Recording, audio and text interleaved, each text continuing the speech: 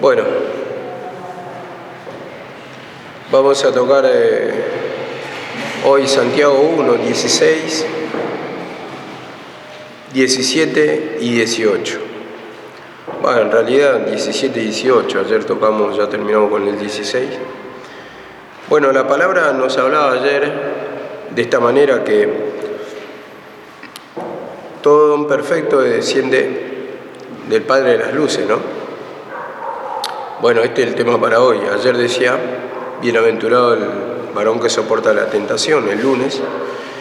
Y después estuvimos desarrollando ayer cuando decía, cuando uno es tentado, no diga que es tentado de Dios, porque Dios dice, no tienta a nadie ni él puede ser tentado. Entonces decía, el mensaje atraído y seducido de su propia concupiscencia, la persona. O sea que el pecado es nuestro y no desciende, dice, de Dios. A ver, esto proviene de Satanás, como decimos. Tenemos ese viejo hombre que es el que nace primero, el que domina, el que sin querer encontrarlo, no haciendo fuerza nada, ya es de nuestra naturaleza y lo hacemos por naturaleza, pecamos por instinto, como tenemos el hombre animal, ¿no? Y hoy vamos a tocar lo que desciende del Padre de las luces, cuando dice así la palabra. 1, 16, 17 y 18 voy a leer. Amados hermanos míos, no erréis. Decía, concluimos ayer que decía, no se engañen. O sea que el pecado no proviene de Dios, esto estaba diciendo. Toda dádiva y todo don perfecto desciende de lo alto. ¿Dádiva qué quiere decir? Paga. Toda la paga buena, dice, y todo don perfecto, todo regalo perfecto, desciende de lo alto, del Padre de las luces, en el cual no hay mudanza ni sombra de variación. Entonces vemos acá la palabra, desciende de lo alto. Entonces esto se refiere a que toda la naturaleza divina, todo lo que es bueno en nuestra vida, lo que pide el Señor, eso va a descender de Dios, no el pecado en sí. Y dice en el 18, Él de su buena voluntad nos hizo nacer por la palabra para que seamos primicias de su criatura. Y habíamos concluido ayer que Él mediante la palabra nos dio vida cuando estábamos muertos en delito y pecado. Eso básicamente quiere decir, por la palabra de Jesucristo, tenemos el nuevo nacimiento. Dice el Señor, yo soy el camino, la verdad y la vida. Nadie va al Padre si no es por mí. Entonces, por la palabra de Cristo tenemos nuevo nacimiento, somos nueva criatura, somos la primicia de los frutos, como dice, las primicias de la creación, cuando aceptamos a Cristo, ¿no? Y si lo llevamos a este tiempo, decía primicia, ¿por qué? Porque eran los primeros frutos que estaban aceptando, que estaban creciendo en Cristo. Ahora volvamos acá cuando dice, toda dádiva perfecta, toda dádiva y todo don perfecto desciende del Padre de las luces, de lo alto, dice el Padre de las luces, en el cual no hay mudanza ni sombra de variación. Voy a dar con otra traducción cuando dice, con respecto al que no hay mudanza ni sombra de variación. Dice acá la palabra, en otra versión, Él nunca cambia, o sea, no cambia su palabra y Él no cambia su estado. Dice, nunca cambia ni varía, como una sombra en movimiento. Él es luz, vemos acá la palabra, Él es luz, no hay variación. Ahora dice acá la palabra, en otra versión, dice, Padre de luz, vemos Padre de luz.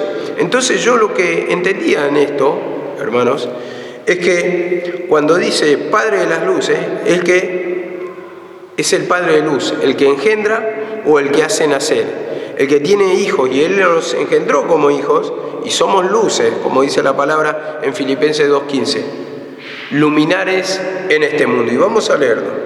Dice acá la palabra, para que seamos irreprensibles y sencillos, hijos de Dios sin mancha, en medio de una generación maligna y perversa, en medio de la cual resplandecéis como luminares en el mundo. Entonces, si somos hijos del Padre de la luz, o de la luz, ¿qué somos nosotros? Luminares, en el sentido que también somos luces, tenemos su imagen, su esencia.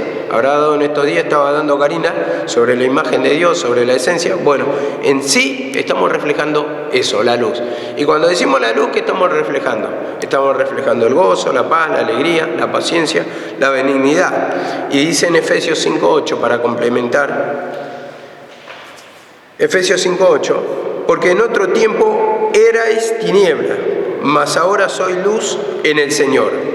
Andad como hijos de luz. En otro tiempo éramos tinieblas, toda oscuridad, hijos de Satanás, hijos de la ira. A ver, ¿y cómo dice acá la palabra?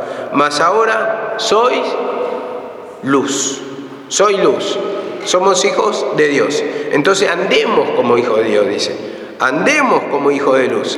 Entonces eso es lo que tenemos que reflejar, porque muchas veces somos hijos de Dios, pero no reflejamos lo mismo, porque reflejamos más el parecido a Satanás, en el sentido que tenemos maldad, desunión, tenemos hipocresía, tenemos engaño, tenemos mentira, tenemos tantas cosas que no son o no pertenecen, tendrían que pertenecer a los hijos de luz como imagen, pero eso es lo que reflejamos. Y acá el Señor dice, si somos hijos de luz, andemos como hijos de luz. Entonces, acá decimos, somos todos creyentes, ¿no? Pero ¿reflejamos la vida de Cristo realmente? Entonces, en ese sentido tiene que haber una transformación, un cambio. Y ahí vemos nuestro pecado para pedirle al Señor que nos parezcamos a Él, que crezcamos en la fe y que seamos formados según la palabra del Señor, que nos está pidiendo en todo, que nos despojemos de todo el peso y el pecado. Cuando dice opresión, maldad, divisiones, ira, engaño, toda maledicencia y todas cosas que nos llevan a arrastrar a la imagen de Satanás y no tenemos la imagen de Dios. Entonces, acá la palabra lo dice, Padre de la luz, Padre de la luz. Y lo vuelvo a leer otra vez. Toda dádiva y todo buen don perfecto desciende del Padre de las luces, en el cual no hay mudanza, dice, no hay mudanza, no cambia, ni sombra de variación, no es como la sombra, que va cambiando según el movimiento. Y en este sentido, dice acá la palabra también, ahí les doy el versículo, Santiago 3:17. Santiago 3:17, con respecto a la imagen de Dios, la que tenemos que llevar, la que se tiene que reflejar en nuestra vida, dice así la palabra, desde el 14. Pero si tenéis celos amargos y contención en vuestro corazón, no os jactéis ni mintáis contra la verdad. Dice, no mintáis contra la verdad, dice, porque esta sabiduría no es de lo que desciende de lo alto, dice, o sea, el Padre de las luces, sino animal, terrenal, diabólica. Vemos acá la palabra, cuando dice terrenal, de esta tierra, hablando por el pecado, porque Dios siempre se lo caracteriza por estar ¿dónde? En el cielo, en lo alto. Y lo terrenal es la parte más baja, o sea, la figura de pecado o la figura de Satanás. Animal, ¿por qué? Porque el animal actúa por instinto, va al pecado. Todos nosotros no hemos aprendido en sí, a ver, que nos enseña la práctica de la maldad. La practicamos por esencia y vamos por esencia. No es que vos, por ejemplo, por decir, por el vicio, para lograr ir al vicio todo el tiempo tenés que leer la palabra de Dios para poder drogarte y para que te produzca el deseo. No, de tu naturaleza sale, en ese sentido, ¿no? Y entonces dice animal, ¿por qué? Porque va por instinto. Y la naturaleza nuestra es animal en el sentido que los pecados simplemente no necesitan esfuerzo, lo hacemos por naturaleza y vamos por instinto a lo que nos gusta. Y dice acá la palabra, y también animal, ¿por qué? Porque no razona, en el sentido no tiene conocimiento, no tiene discernimiento, va y hace y practica lo que es su naturaleza. Sí, somos nosotros cuando no tenemos la palabra, cuando no hay humillación, cuando no hay confesión de pecado, cuando no hay arrepentimiento. Todo eso el Señor lo expresa aquí y dice acá en esta parte, diabólica, y ahí lo aclara, lo termina de redondear. Directamente diabólica, viene o procede del diablo. Y dice en el 15, porque esta sabiduría no es la que desciende de lo alto. 16, porque donde hay celos y contención, pelea, discusión, desacuerdos, allí hay perturbación. Y toda obra es perversa o es mala. Vemos acá la palabra. ¿Hay contención en nuestra vida? ¿Hay celos? ¿Hay choque entre hermanos? ¿Hay discusiones? ¿Hay desacuerdo? Van a decir que no ahora. Todos los días están peleando. Todos los días hay un desacuerdo. Todos los días hay choques.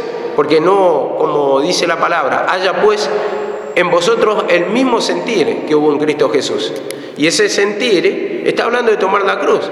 Y eso es lo que va a producir después justamente la comunión. Porque cuando hay un mismo sentir, el de tomar la cruz, van todos al mismo punto, a confesar el pecado. Y cuando confiesan el pecado se están despojando. Y eso es lo que produce la naturaleza de Cristo.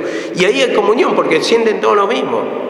Dice la palabra en Salmo 133:1, mira cuán bueno y delicioso es los hermanos juntos y en armonía, habitar los hermanos juntos y en armonía. Entonces, muchas veces estamos juntos, pero no estamos en armonía. Y el Señor quiere la armonía, quiere que estén juntos, quiere que haya esa unidad en el Espíritu. Eso es lo que marca siempre la palabra. Y entonces dice la palabra otra vez, allí hay perturbación y dice, y toda obra es mala. Entonces toda obra que se hace con contención, cuando hay desacuerdo, cuando hay enojo contra un hermano, cuando hay divisiones, es mala porque no edifica, porque tal vez uno edifica, el otro no, o donde hay desacuerdo no edifican porque cada uno edifica a su manera. Y esto nos hace traer, o nos vamos a la historia de Babilonia. Cada uno hablaba su idioma y al final lo que quisieron edificar juntos, ¿qué pasó? No pudieron terminar. ¿Y Babilonia qué significa el nombre? Confusión, o puerta de confusión. Eso es lo que produjo. Y entonces ahí hubo una separación y no llegaron a nada. Entonces así también, hermano, cuando queremos levantar una obra, pero lo queremos hacer de nuestra manera, o decimos que estamos corriendo bien o avanzando bien, pero hay desacuerdo, hay choque, hay división, hay murmuración contra el hermano, la obra es mala, la obra es perversa y no llega a nada. No llega a nada. Entonces, un día se levanta la obra un poquito, otro día retrocede. Un día se levanta y nunca termina de arrancar, nunca termina de acomodarse la obra, de crecer, de empezar a crecer verdaderamente, porque hay desunión, hay división, hay contención, hay discusiones, hay desacuerdo, hay pleito. Entonces, esa es la obra mala, hermano. Esa es la obra mala que nos está hablando acá el Señor. En ese sentido tenemos esa naturaleza y esto no procede de Dios, dice la palabra. Pero la sabiduría, dice, el conocimiento, dice, que es de lo alto, es primeramente pura, dice, pura, sin mezcla, dice. Después, pacífica, dice. Amable, vemos la característica de Cristo. Pura porque no hay mistura con el pecado, eso estoy diciendo. Pura. Después pacífica, eso es lo que tenemos que sentir. Sentemos la paz. Realmente, la paz no solamente dentro nuestro, o sea, hay paz entre los hermanos, comunión, y dice, pacífica, amable, y amable habla de la persona que atiende bien, que se dirige bien. Entonces eso tampoco muchas veces hay, o según como yo estoy, si hoy me siento bien, soy amable, mañana me siento mal, ya no muestro el mismo carácter, cuando tendría que ser todo el tiempo eso, en el sentido, vos te podés sentir mal, pero la amabilidad no tiene que dejar de mostrarse para con los hermanos en la casa de Dios. Y dice, benigna, que hace el bien, que hace el bien. Entonces, benigna, cuando estamos hablando de benigna, hacer lo bueno, practicar lo bueno, en el sentido de que, a ver, ahí es muy abarcativa, pero siempre buscando el bien de los hermanos. O estoy buscando el bien para mí sin ver si estoy perjudicando a otro y no me interesa. Porque yo me siento bien porque me bendijo Dios, pero al otro, si le falta, si no tiene, no lo ayudo, no me importa. Entonces, eso no es buscar el bien del prójimo. Pablo mismo dijo, aun si es necesario, gastaré lo mío. Entonces, vemos acá la palabra, ¿por qué? Porque buscaba el bien del prójimo. Entonces, siempre buscando el bien del prójimo, como lo hizo Cristo, entonces así también lo tenemos que hacer nosotros, copiar esas maneras, en el sentido que tenemos que humillarnos si estamos haciendo maldades todo el tiempo murmuramos, todo el tiempo somos piedra de tropiezo, con nuestro enojo, con nuestra manera. Tal vez no es que vos les querés hacer tropezar al hermano, pero cuando ya vos te sentís mal y esa maldad se disemina en todo el ambiente, entonces ese ambiente se contamina. Yo creo que a ver, poniendo un ejemplo práctico, si voy a un lugar y me tratan mal, o veo que las personas están caracúlicas, lo voy a decir así, yo muy pocas ganas de visitar voy a tener. Entonces, ¿qué va a pasar? Ahí ya me tropiezo esa persona para llegar a ese lugar. Entonces, no estoy buscando el bien, no estoy buscando el bien de los demás, en el sentido de la recepción, del trato.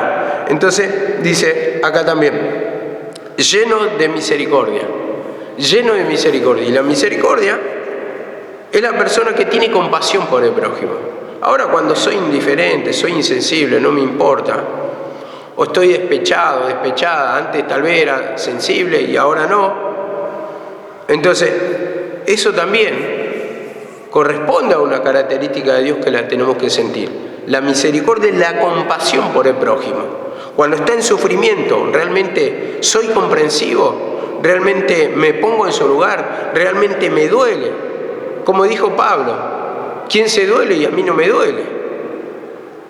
Eso es lo que tenemos que sentir, pero muchas veces estas palabras se nos escapan de nosotros, porque nos hemos formado en un evangelio o en unas formas que me humillo yo y lo demás no importa. Si no quieren tomar la cruz, bueno, yo voy a tomar la cruz, yo voy a seguir a Dios y nada me va a detener, pero hay una mistura de que no te importa, en el sentido de que tenés un desinterés, si se está doliendo, si está aislado, si está apartado, si está recibiendo perjuicio, si no tiene para comer, no te interesa, en el sentido, yo me humillo, si no se humilla esa persona, Dios no lo va a bendecir. Entonces, cuando uno siente eso ya, la indiferencia ante la necesidad ajena, eso es maldad y, como dice, falta de misericordia. Pero el Señor quiere que tengamos misericordia, y esa misericordia nace de Dios. Pero para eso tenemos que escuchar la palabra, ¿no? Hay que humillarse. Yo más o menos lo redondeo por ahí. ¿Por qué? Porque después van a decir, no, porque también existe una compasión satánica. No estamos hablando de esto, estamos hablando de compasión de Dios, porque acá estamos hablando de fruto de Dios. Entonces, a ver, lo trato de reiterar así para ir a la cruz, para que digan, no, se está perdiendo la cruz. Después no va a faltar que diga, no está predicando la cruz porque nos dice que hay que humillarse para recibir eso. Esto es entendible así. Entonces, a ver, dice, lleno de misericordia y de buenos frutos. Buenos frutos es abarcativo otra vez. Entonces, en esto entra todo lo que es característica de Dios. Hacer el bien, el amor, la amabilidad, la templanza, el ser paciente con los hermanos, entra todo. Y dice acá, sin incertidumbre, o sea, sin duda, dice, ni hipocresía. Vemos, sin incertidumbre, sin duda y sin hipocresía. Entonces, sin dudar, en ese sentido, a ver, ¿cómo tengo que actuar? ¿Tengo que tener esto? Sí. Y sin hipocresía, sin engaño. A ver, muchas veces fingimos, también es parte del creyente camaleón, que finge que tiene amor, que tiene paz, que tiene gozo, que es intachable, pero sin embargo no avanza en el conocimiento, no avanza en el ministerio, siempre está estancado, siempre está amargado. A ver, son todas cosas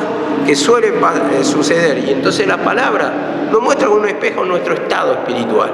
Y como dice, no os engañé, Dios no puede ser burlado. Todo lo que el hombre siembra, eso también segará. Dice la palabra que Él paga conforme a los pensamientos. Entonces, si tenemos todo esto internamente, por más que intentamos fingir, entonces nos estamos engañando a nosotros mismos y necesitamos ahí humillarnos, el pedir perdón para despojarnos de todos estos pecados para que salga naturalmente, que no sea fingido, vamos a decir.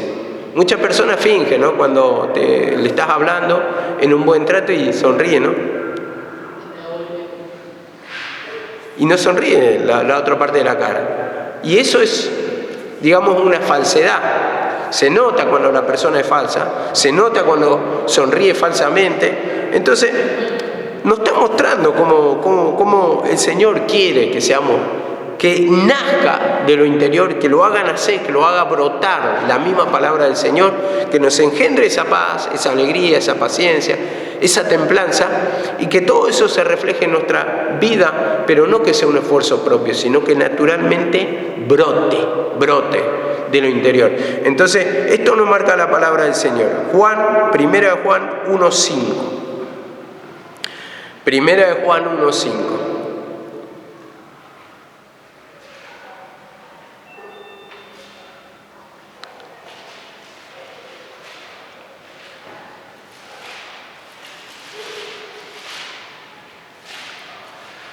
Dice, y este es el mensaje que hemos oído de Él y que os anunciamos.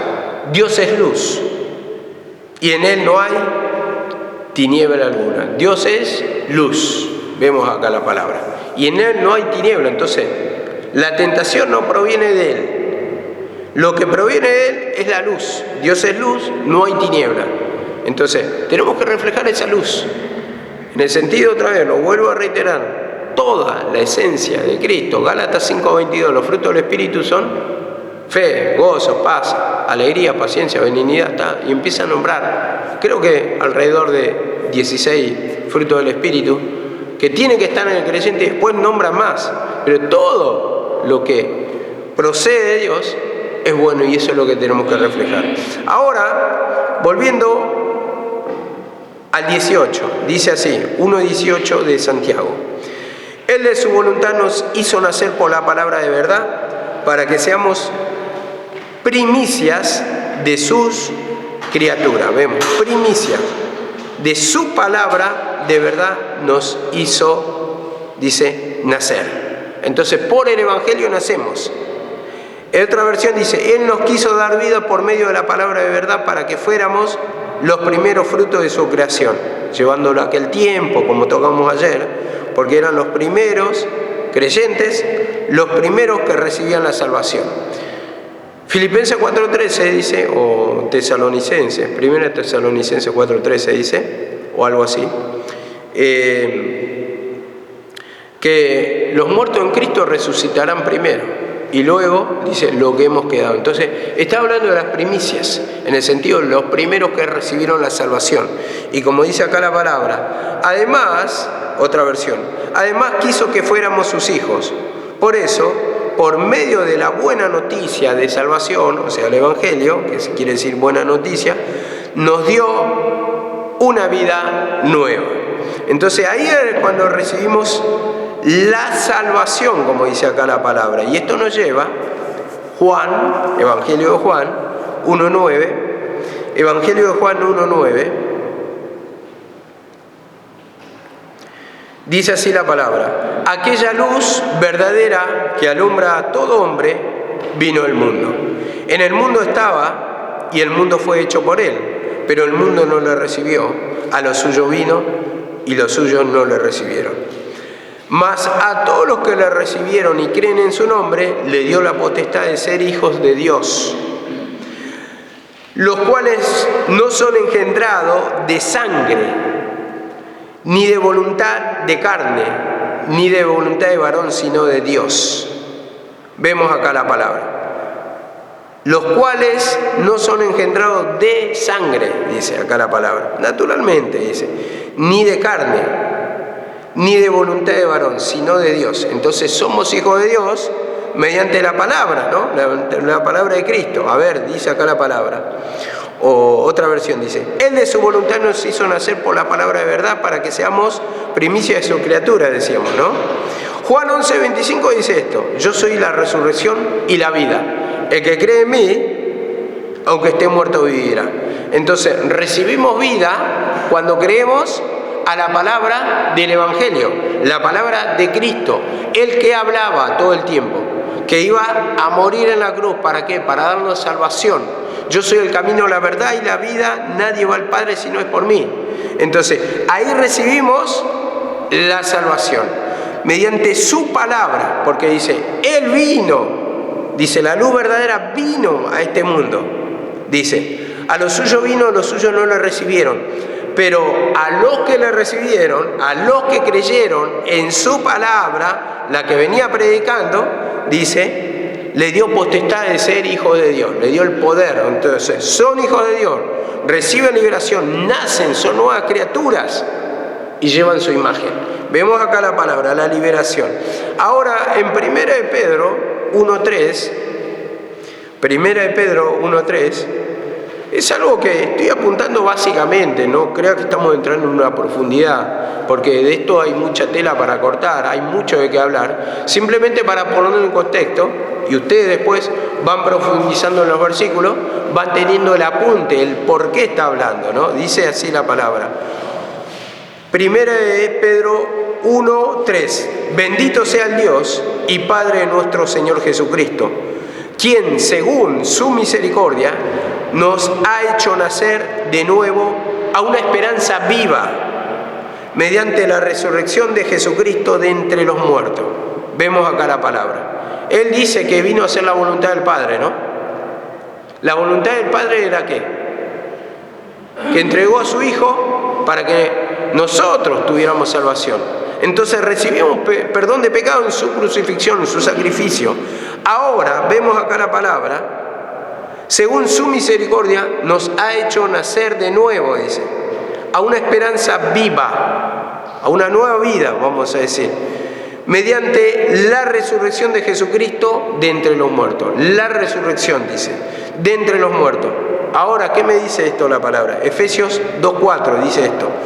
Pero Dios, que es rico en misericordia, por su gran amor con que nos amó, aun estando nosotros muertos en pecado, nos dio vida juntamente con Cristo. Nos dio vida juntamente con Cristo. Entonces, en su resurrección que recibimos, nueva vida. Y ahí, a partir de ahí somos hijos. A partir de ahí somos semejanza de Dios. Imagen y semejanza. Ahora, ¿por qué? Porque nosotros, como dice acá la palabra, en 2:6, y juntamente con Él nos resucitó. Dios nos resucitó con Jesucristo. Y asimismo nos hizo sentar en los lugares celestiales con Cristo Jesús. O sea, en la presencia del Padre, lugares celestiales. En el cielo. Está hablando que estamos el cara a cara, ante el mismo Padre, ante el mismo la esencia. Nosotros no lo vemos, pero nosotros lo sentimos. Entonces, estamos palpando la imagen de Dios, ese cara a cara. Gozo, paz, alegría, paciencia, benignidad. Y como dice acá la palabra, nos dio vida juntamente con Cristo. ¿Cristo resucitó? ¿Cristo está vivo? ¿Y por qué muchas religiones esperan la resurrección de los muertos supuestamente ahora, 2000 años después? Cuando dice juntamente con Cristo, nos resucitó. Juntamente con Cristo. Ahora dice mucho, no, es atemporal. Pero vos fíjate que la palabra dice que al tercer día resucitó. Y si estamos juntamente con Cristo, recibimos la salvación. ¿Dónde? En la resurrección. Ahí se acaba la teoría de eso que muchos predican, que los muertos van a resucitar cuando oyeren el sonido de la trompeta. Eso es para aquel tiempo, hermano. Por eso tenemos que ver dónde ubicamos el Apocalipsis, en qué contexto. Entonces dice, en primera de Pedro 1:23, primera de Pedro 1:23, toda la palabra nos da conocimiento, nos desasna, vamos a decirlo así, nos da un poquito meditando, que hay muchas cosas que corren por ahí, predicaciones que no están básicamente fundadas sobre la palabra, o están parcialmente fundadas, pero después cuando encontrás otros versículos, esas teorías se caen, esos fundamentos se caen. ¿Por qué? Porque no están cimentados bien en la palabra. Entonces, en un estudio profundo, en una meditación, entonces se habla, se predica, pero no tiene fundamento alguno. Y dice así la palabra. Primera de Pedro 1:23. Pues habéis nacido de nuevo, no de la simiente corruptible, sino de una que es incorruptible, es decir, mediante la palabra de Dios que vive y permanece. Vemos acá la palabra, habéis nacido de nuevo, dice, mediante la palabra de Dios, mediante la palabra de Dios, que vive y permanece. Entonces, por la palabra, estamos tocando que tenemos un nuevo nacimiento, pero por la palabra de que el Evangelio que está predicando del Cristo, de su sacrificio. Entonces, cuando creemos que Él es Hijo de Dios, entonces recibimos la salvación. Cuando hay arrepentimiento de pecado, recibimos la salvación. ¿Por qué digo En una parte dice arrepentimiento y en otra parte dice por la fe. Pero básicamente lo mismo, porque cuando tenés fe en la palabra, vos te identificás como primeramente como pecador y que necesitas un Salvador. Entonces creo ahí en la palabra que necesito el perdón de pecados. Entonces, fe y el perdón de pecados. Entonces, es básicamente lo mismo, porque cuando yo creo que tengo pecado y necesito un Salvador y pido perdón, estoy creyendo en la palabra, porque la palabra me identifica que yo estaba muerto o estoy muerto en delitos y pecados. Ahora dice acá la palabra, mediante la palabra que vive y permanece. Entonces, cuando está hablando de esto, ¿qué vive? La palabra que vive y permanece no está hablando de la ley. Por eso dice que vive. Y entonces esto nos lleva al contexto de que en 2 Corintios 3:11, si lo quieren anotar, dice, porque si el ministerio de condenación tuvo gloria, mucho más glorioso es el ministerio que permanece. Lo voy a leer, porque si lo que perece tuvo gloria, dice, mucho más glorioso será lo que permanece. Entonces, la palabra que vive ahora, ¿cuál es? El Evangelio. La palabra que murió, la letra muerta, la que no dio vida, ya pasó. Siempre nos ubicábamos en Hebreos cuando decíamos que si dice el ministerio de condenación está próximo a desaparecer, el ministerio viejo, ¿no?, de la condenación. Y después hay un ministerio nuevo. Y si lo que viejo dice ya pasó, está próximo a desaparecer, dice, entonces entra lo nuevo. Lo viejo ya pasó de vigencia. Entonces, acá recibimos por el Evangelio la salvación. Y el Evangelio está hablando en todo, ¿sí?, de recibir a Cristo como el Salvador. Él se presenta con el nuevo mensaje porque Él está hablando de su naturaleza, que lo mandó el Padre. Y todo el que creyere en Él no será condenado, mas tendrá vida eterna. Eso es lo que dice la palabra. Bueno, seguimos mañana. Amén.